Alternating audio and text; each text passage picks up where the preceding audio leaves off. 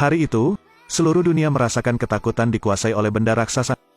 Itu adalah pesawat luar angkasa dengan diameter 60 km. Saat melewati atmosfer bumi, langit menyala dengan api. Orang-orang ketakutan dan melarikan diri. Kendaraan bertabrakan terus-menerus.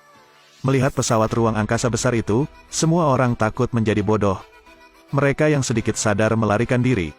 Seluruh kota dilanda ketakutan. Presiden berbicara di seluruh negeri, ingin menghibur rakyat yang ketakutan. Tapi menghadapi kapal perang seperti itu, ketakutan segera menutupi segalanya. Mereka mengemasi barang-barang mereka dan pergi. Pria lain dengan panik berteriak di televisi. 10 tahun yang lalu saya diculik oleh alien, mereka mempelajari kita. Meskipun ada banyak rumor tentang alien dan sekarang rumor tersebut benar adanya. Tapi masih ada orang yang tidak takut. Mereka berkumpul di atap, mengangkat tanda untuk menyambut alien. David adalah teknisi satelit. Dia memecahkan sinyal yang tersembunyi di satelit pesawat ruang angkasa. Ternyata tidak hanya satu kapal alien yang tiba di bumi, melainkan 15. Mereka berhenti di langit kota-kota besar dunia. Setelah persiapan selesai, mereka akan menyerang bumi.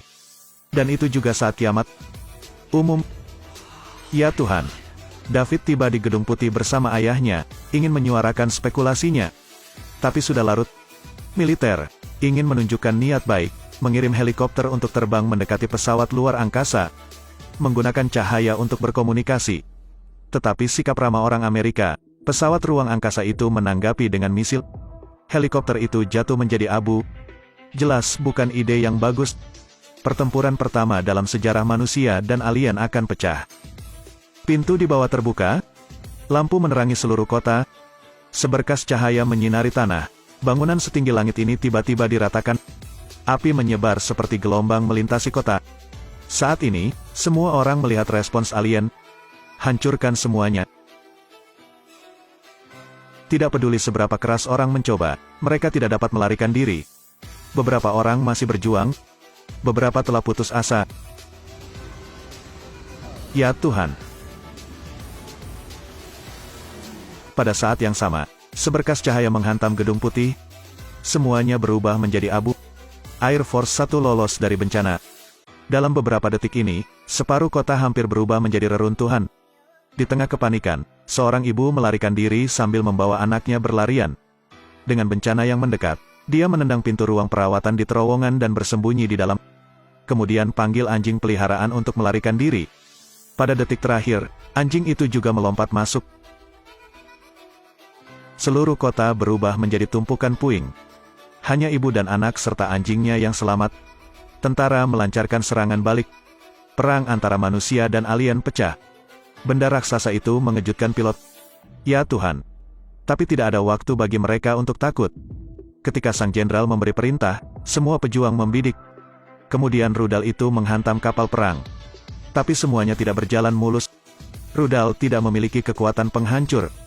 Di luar kapal perang juga terdapat lapisan energi pelindung. Serangan pertama gagal. Pesawat menyesuaikan arah serangan mereka. Terus menembakkan rudal ke kapal perang alien. Hasilnya masih sama. Semakin dekat dan dekat ke kapal perang, pilot mengambil kendali pesawat. Satu pesawat menabrak perisai pelindung, pesawat itu meledak. Pilot tidak berani meremehkan. Mereka harus segera menjauh dari kapal. Tapi sudah larut.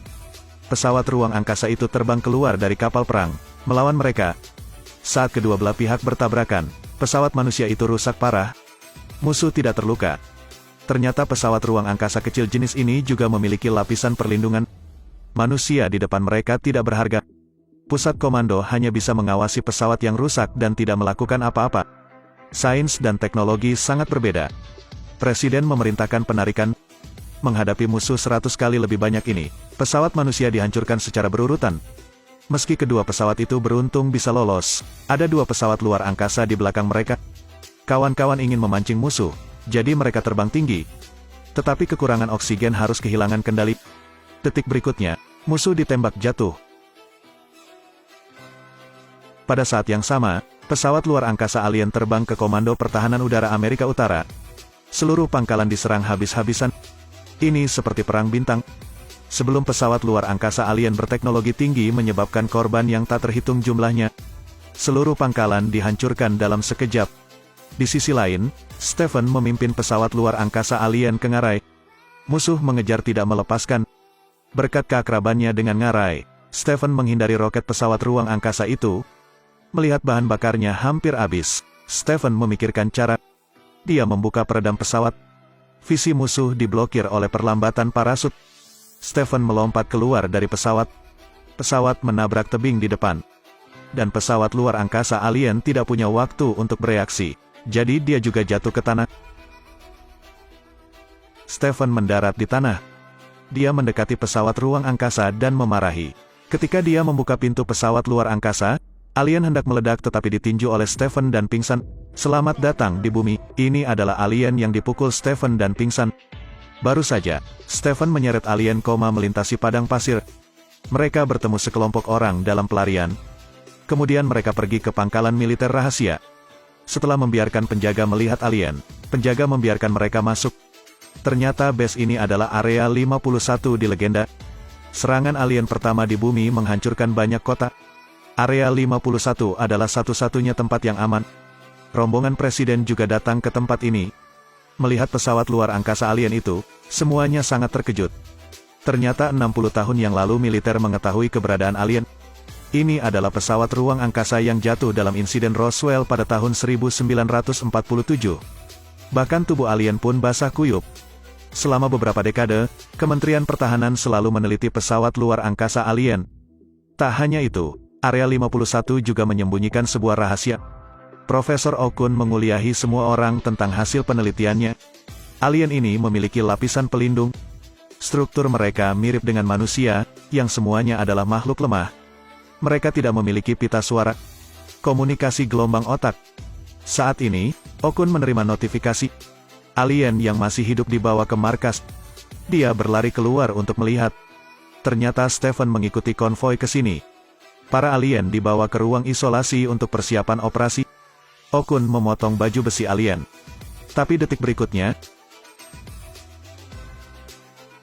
untungnya tidak ada. Okun melanjutkan operasinya. Mereka juga melihat wujud sebenarnya dari alien. Sekarang tangan alien itu bergerak, tapi mereka tidak menyadari bahayanya. Kemudian sepasang mata tiba-tiba terbuka. Okun menoleh untuk melihat. Gelombang energi merangsang otaknya. Alien berdiri. Itu menyerang orang-orang di lab. Saat para pemimpin berlari, hanya asap tebal yang menutupi seluruh laboratorium. Presiden melangkah maju. Biarkan aku keluar. Mitchell ingin menyelamatkan Okun tetapi dihentikan oleh sang jenderal. Baru setelah dia melihat tentakel melilit leher Okun, dia tahu Okun telah ditahan. Setelah kabut hilang, alien akhirnya muncul. Tidak bisakah kita hidup bersama dalam damai? Perdamaian? Tidak ada kedamaian? Apa yang kamu ingin kami lakukan? Mati? Begitu dia selesai berbicara, Presiden jatuh. Jenderal memerintahkan. Semua orang segera menembaki alien. Setelah rasa sakit yang hebat berlalu, Presiden menerima tujuan kedatangan alien ke bumi. Mereka seperti belalang. Dari planet ke planet, mereka ingin membuat semua bahan alami habis. Kalau begitu pergi, bumi adalah target berikutnya. Mitchell menembak alien. Sampai alien mati, Presiden akan menggunakan senjata nuklir untuk menghadapinya. Sebuah pesawat yang membawa bom nuklir telah tiba di pesawat luar angkasa alien. Sebuah bom nuklir ditembakkan ke kapal perang alien. Hitungan mundur berakhir. Bom mengenai target. Semua orang senang ketika mereka menerima berita yang membuat mereka putus asa. Kapal perang alien tidak rusak. Sebelum invasi alien, bukankah seharusnya manusia punah? Pada saat ini, semua orang putus asa. David juga mabuk karena itu. Dia membenci ketidakberdayaannya. Tapi kata-kata penghiburan ayahnya menyadarkan David kembali. David menemukan cara untuk mengatasinya. Dia memanggil seorang karyawan, memanggil semua orang untuk datang. Dia menaruh sekalengkok di pesawat luar angkasa alien untuk uji coba. Pertama kali ditembakkan, peluru mengenai penjaga dan memantul kembali. Menakut-nakuti semua orang. David menanamkan virus di pesawat ruang angkasa dan kemudian menyuruh Mitchell untuk melepaskan tembakan kedua. Peluru berhasil mengenai kaleng kokas.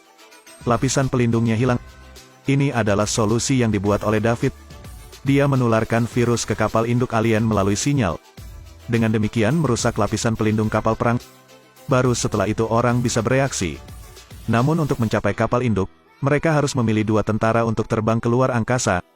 Harus menyelinap masuk untuk menyuntik virus. Namun, meski berhasil, itu hanya bisa efektif selama beberapa menit. Ini satu-satunya kesempatan manusia. Karena untuk berjaga-jaga, David dan Stephen akan melakukan ini. Misi ini sangat berbahaya. Pada saat yang sama, pangkalan mengumumkan serangan balik ke seluruh dunia. David dan Stephen telah mencapai luar angkasa. Sebuah kapal induk seukuran 1/4 bulan ada di depannya. Saat mereka mendekat, pesawat ruang angkasa kehilangan kendali dan melakukan autopilot. Ini adalah bagian dari rencana David. Di bawah bimbingannya, mereka terbang ke kapal induk. Melihat pemandangan ini, saya tidak percaya ini adalah kapal perang alien. Pesawat ruang angkasa terbang di atas kepala alien. Di alun-alun di bawah, jutaan alien berdiri dengan rapi dan rapi. Sepertinya bersiap untuk serangan terakhir. Pesawat ruang angkasa David dan Stephen dipasang di dudukan. David membuka komputer, menyuntikkan virus. Bumi juga telah menerima berita. Pejuang siap menunggu perintah. Pertempuran hebat akan pecah. Virus telah diinokulasi. Virus tersebut telah mempengaruhi alien yang sedang menonton film bersama. Jenderal memberi perintah untuk menyerang. Pesawat menembakkan rudal ke kapal perang. Lapisan perlindungan muncul, rudal dicegat. Melihat rencana itu gagal, pesawat-pesawat itu mundur sementara. Tapi presiden masih belum siap, jadi dia menembakkan roket lagi. Semua orang sepertinya berhenti bernapas. Melihat roket meledak di kapal perang, semua orang bergembira. Pejuang memulihkan formasi. Mereka memfokuskan serangan mereka pada kapal perang alien. Tapi di depan kapal perang raksasa, roket manusia tidak dapat menimbulkan luka fatal padanya. Pesawat ruang angkasa alien terbang untuk melakukan serangan balik. Lapisan perlindungan telah dihancurkan, kekuatan manusia dan alien hampir sama. Karena untuk menang para prajurit juga mempertaruhkan segalanya. Pangkalan darat juga diserang oleh pesawat luar angkasa alien. Korban yang tak terhitung jumlahnya.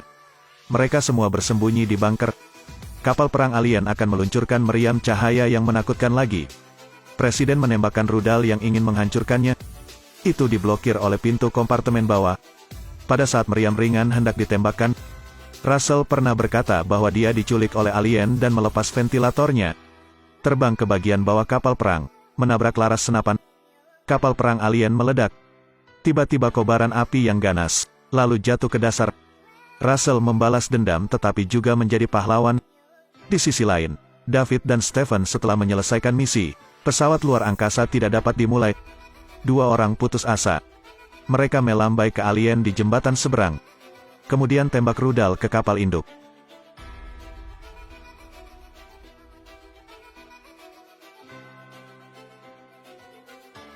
Untungnya, harga tetap airship tiba-tiba dirilis saat ini. Stephen memulai pesawat luar angkasa dan pergi. Di belakang ada pesawat luar angkasa alien. Keduanya akhirnya berhasil keluar sebelum pintu kompartemen ditutup. Pada titik ini, alien hanya bisa melihat hitungan mundur rudal nuklir. Kapal induk meledak. Pada akhirnya laki-laki menang. Tapi tidak semua dari mereka tahu itu. Sedetik sebelum kapal induk meledak, sinyal mara bahaya alien dikirim.